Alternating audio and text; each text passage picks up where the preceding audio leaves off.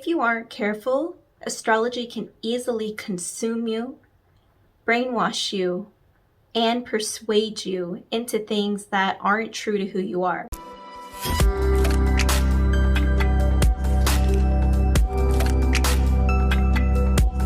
Hola my beautiful lotus flowers, welcome back or welcome to my channel. If you're into nerding out on everything astrology, spirituality, and self-transformation, this is a community for you. Today we're talking all about the subject of whether astrology is actually dangerous. Before I get into the meat of the video, I just want to say that my goal with this video is to help you identify whether you are using astrology dangerously or maybe even validate some of the negative thoughts you've been having towards astrology. So keep that in mind. This is not a video where I'm negating astrology. I love astrology very much. Obviously, my whole channel is primarily centered around that. And I do think it is a wonderful tool for self-transformation, self-development, and getting to know ourselves better psychologically. However, this video is to warn you of the ways that astrology can absolutely be dangerous in your life. What inspired me to talk about this topic with you guys is the fact that sometimes someone who literally has an astrology channel, has to step away from astrology sometime. I have to. So I can't always be looking to astrology for everything, and I will get to that in this video as to why. Whether you're somebody who is just getting into astrology, whether you're a skeptic, or whether you feel the same as I do, leave a comment down below why you sometimes have to step away from astrology or why you think it's dangerous, etc. I'd love to hear your thoughts in the comments, but this video is why I personally have to step away from astrology for certain periods of times or can't always be on top of what's going on in the astrological forecast. So without further ado, let's talk about it. The first way that astrology can become dangerous if you're using it in your daily life is when it starts to create a high level of anxiety and tension. And this is something that may go unnoticed for a long time. In the last video I released, which is this one right here, you should go watch it after you watch this one. But in that video, I talked about noticing the physical patterns in your body and how you react to certain things, because that tells you a lot about where in life you might be struggling or where you're actually doing a great job. So when it comes to astrology, you may notice that you're starting to form a lot of anxiety and tension around it. And you may not know it's coming from astrology, but perhaps does any of this sound familiar? You get anxious about the fact that there's a retrograde coming up. So you're counting down the days and you're frantic about what you should do and what you shouldn't do before the retrograde starts. Or, you missed out on a deadline. You set all these deadlines because a retrograde's about to start and you have to meet those deadlines before it starts or else you're doomed. That is just one example, but I think retrogrades are probably one of the most prominent reasons behind people's anxiety when it comes to astrology. So I thought it was a great example to use. But if anything like that sounds familiar, astrology has started to create a lot of anxiety in your life. And I had a certain period of time where I was kind of experiencing that. And I kind of fell into this, not necessarily like I felt like the stars completely dictated my daily life, but I got more anxious about the ritualistic and spiritual side of astrology. There are a lot of different magic rituals and spiritual practices that you can revolve around the stars. You can revolve it around the way certain planets are moving, the moon cycle, etc. And for me specifically, it was with the moon cycle. So I used to watch the moon cycle very closely, and I started to feel like I had to do some type of spiritual practice, especially some type of ritual, every full moon and every new moon. Now, if you're somebody who can do that and you don't feel overwhelmed, great. For me personally though, I realized that I was putting pressure on myself to do something every full moon and every new moon. And I started to kind of feel like if I didn't, I was missing out on something. It's like FOMO but astrology version. I was afraid that I would miss my manifestations. I was afraid that I wouldn't be utilizing the energy and I would miss my chance with that specific energy at the time of that moon. And when I started to notice that I was being too anxious around the idea of planning what are supposed to be relaxing, fulfilling rituals, there was nothing but anxiety around them. And that's when I realized that there was kind of a problem there.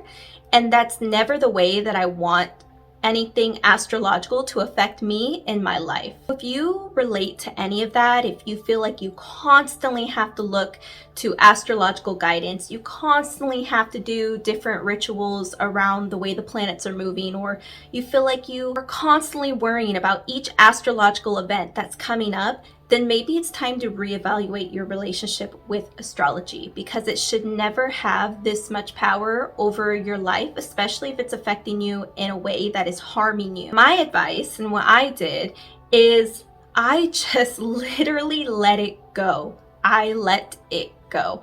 I stopped worrying about whether the full moon or the new moon was coming up, and I focused more on my daily routine.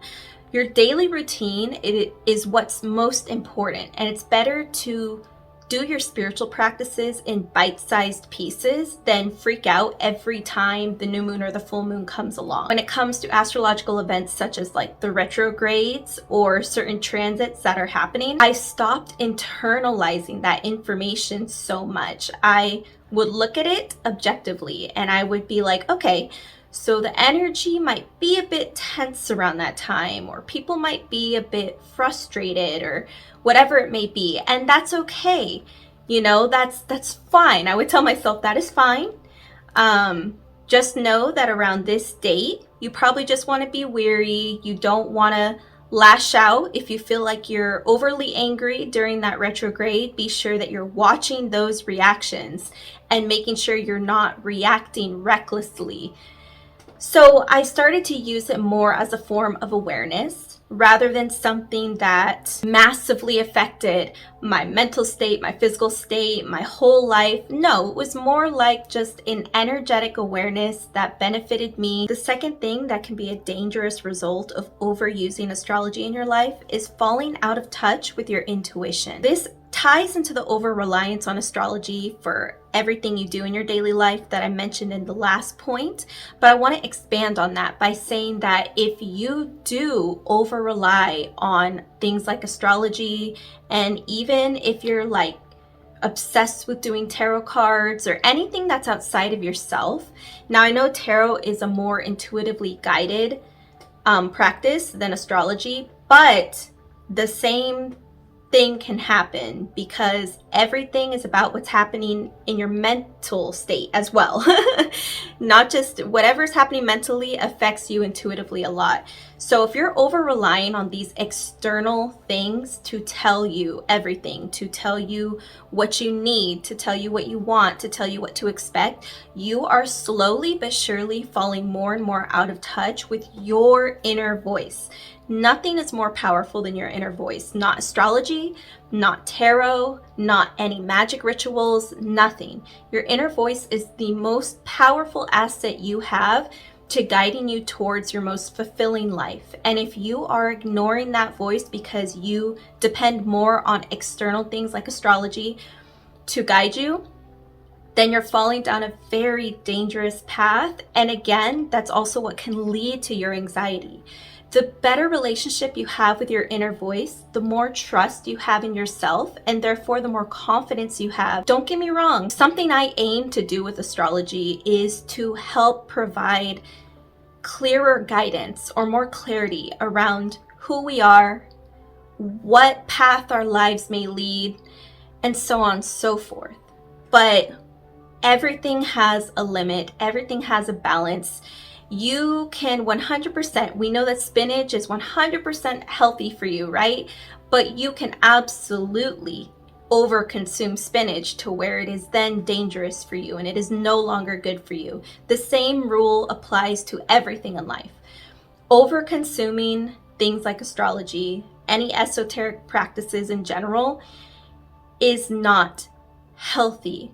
So if you are noticing that you're feeling especially lost and like you don't know who you are, and you have started to form an unhealthy reliance on esoteric things to try and find who you are, then I recommend backing off a little bit and giving yourself a little time away. It's almost like having a codependent relationship with somebody, which is unhealthy, versus having a healthy, not codependent relationship with somebody. There is a difference. Astrology can support you and put in 50-50 with you to help you in your life, but it should not be where you're putting 100% into astrology. If you're enjoying this video so far, don't forget to like, subscribe, and hit the bell so you can join a community of people who enjoy it just as much as you do. We have a lot of fun, uplifting energy over here in this community, so be sure to join, and leave a comment down below with your thoughts about astrology if you have any. Third, if you aren't careful with how you use astrology, you can easily become misguided by trends and open misconceptions about astrology. It goes without saying that if you've spent any time on the astrology sector of the internet, there are some parts of astrology that are absolutely much more popular than other parts of astrology.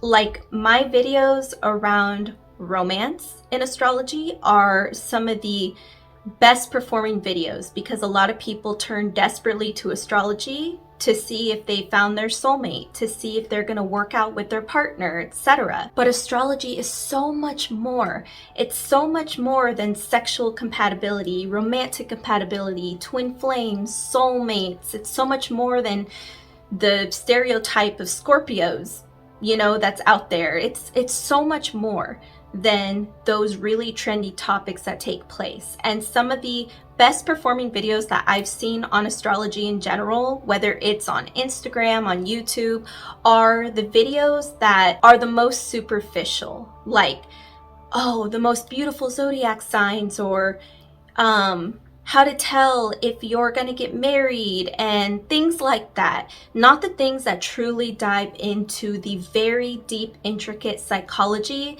and the physics and the mathematics, etc. behind astrology. It is such a deep subject with so many branches at this point in time, and all the branches are valid, including the ones about romance and everything. I'm not negating those. However, you can easily become caught up in the trends, in the ridiculous stereotypes that follow each sign around, and you can become judgmental. There are so many people that I have met who I was initially happy because they're into astrology, but then I realized that they're into superficial astrology, because they'll say things like, ugh, yeah, my ex was a Taurus and that didn't work out, but hopefully it'll work out with this Taurus. No, that's not, no. That is a dangerous path to walk on, because then at that point, what's the difference between astrology and racism? Honestly, astrology and sexism, etc. It starts to become another way for us to segregate ourselves from each other, or our ego starts to feed into it. We use it as another form of egotistic validation when that is not what it is. And this is the reason that this is so important for me to mention, is because, like I said, this is some of the most prominent ways astrology is used on social media. Don't get me wrong, I love shedding humor on everything. My videos tend to be more, I guess, educational and mature, but I try to inject some of my corny humor into some of the videos, because I joke a lot in real life. I joke a lot. I like picking on other people for fun. That means that I like you if I pick on you. Like I like you as a friend if I pick on you. So when it comes to like making content around astrology for Instagram and whatnot, I love making memes and injecting humor into it. And that's okay. But again, there's a balance with everything, and just don't get negatively persuaded by the superficial sides of astrology that we see the most on the internet. To follow that up, there are a lot of negative astrologers, or negative, or more like fear-mongering astrologers. They like to use the astrological events that are happening to, it's almost like news, like the actual news. The news loves to broadcast the bad things, right? Because that's what sells. There are a lot of people on the internet that are doing that same thing with every subject, including astrology. So you have to stay aware of those, and you have to use your discernment. And this comes again with developing your intuition, like I mentioned in the last point. So just stay aware of what areas of astrology you may be subconsciously or consciously persuaded by on the internet, because those can 1000% make astrology a dangerous part of your lifestyle if you let these persuade you. My goal with this video is that you did receive some clarity. Whatever clarity you may have been looking for around the subject of astrology, I hope that this video was able to help you out and help raise your awareness around healthy ways to use a spiritual and mental practice like astrology, and the unhealthy ways that it can manifest in your life. Again, if you enjoyed this video, don't forget to like, subscribe, and hit the bell, and leave a comment down below leaving your thoughts about astrology. I would love to hear them. But while you're waiting for me to upload the next video, be sure you watch these videos if you haven't already, because they will help you so much more on your astrological and spiritual journey. Thank you so much again for being here. I look forward to seeing you next time. Adios.